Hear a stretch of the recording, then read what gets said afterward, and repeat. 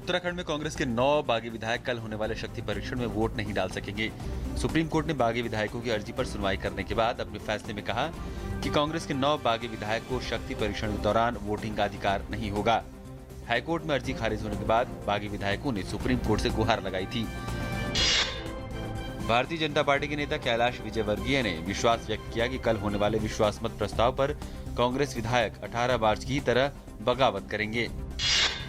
प्रधानमंत्री नरेंद्र मोदी की शैक्षणिक डिग्रियों पर उठे विवाद पर भारतीय जनता पार्टी अध्यक्ष अमित शाह और वित्त मंत्री अरुण जेटली ने आज उनकी डिग्रियां सार्वजनिक की। भाजपा अध्यक्ष अमित शाह ने कहा कि प्रधानमंत्री की शैक्षणिक योग्यता पर सवाल उठाकर जनता को भ्रमित करने के लिए दिल्ली के मुख्यमंत्री अरविंद केजरीवाल माफी मांगे।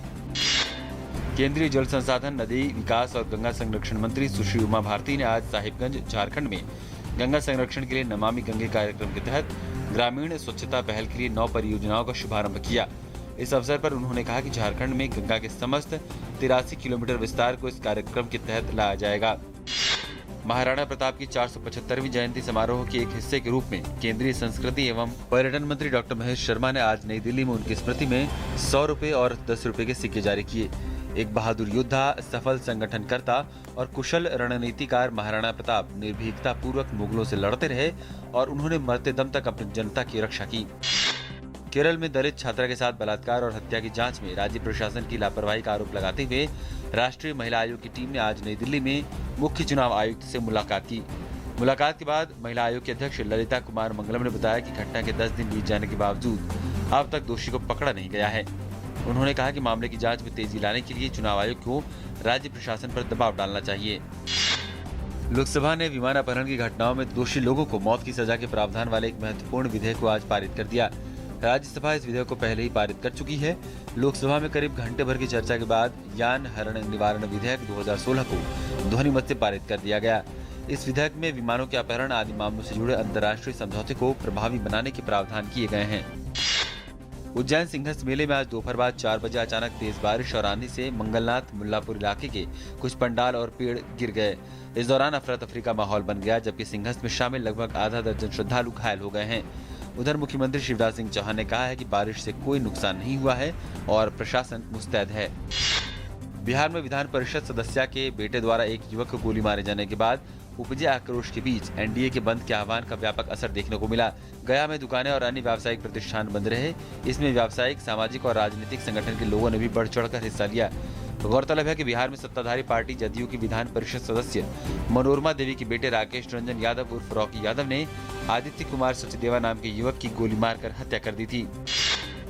झारखंड की राजधानी रांची से लगभग 40 किलोमीटर दूर सिल्ली इलाके में शादी के बाद बारातियों को लेकर रांची लौट रही एक बस की नियंत्रण खोकर गड्ढे में गिर जाने से 7 लोगों की मौके पर ही मौत हो गई, जबकि 25 अन्य घायल हो गए। घायलों को अस्पताल में भर्ती कराया गया है।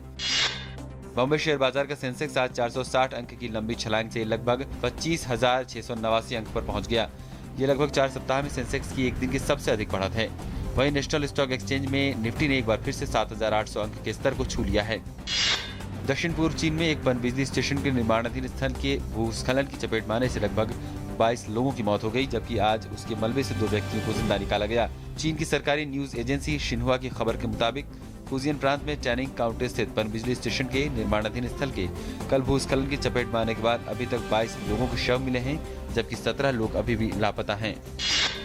फिलीपीन में चुनाव के दिन आज एक हथियारबंद व्यक्ति के मतदान केंद्र पर हमले करने से कम 10 लोगों की मौत हो गई। पुलिस ने बताया कि घात लगाकर किए गए इस हमले में हमलावर ने मतगणना करने वाली सभी मशीनें भी चुरा लीं। हालांकि अधिकारियों ने इस हमले को छिटपुट घटना बताया है।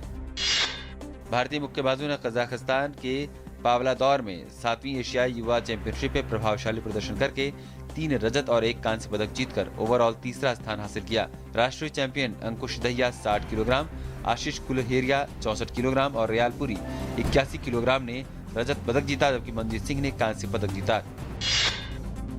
सौर मंडल में 10 साल बाद एक दुर्लभ खगोलीय घटना का संयोग देखने को मिला। आज सूर्य के सामने बुध ग्रह एक काले बिंदु की तरह गुजरता दिखाई दिया। वैज्ञानिकों का कहना है कि ये एक ऐसा अद्भुत नजारा है जो नई पीढ़ी, खासकर स्कूल और कॉलेज के छात्रों की खगोल जगत के संबंध में कौतूहल को दूर करने के साथ साथ सौर मंडल की आकाशीय घटना से रूबरू कराएगा।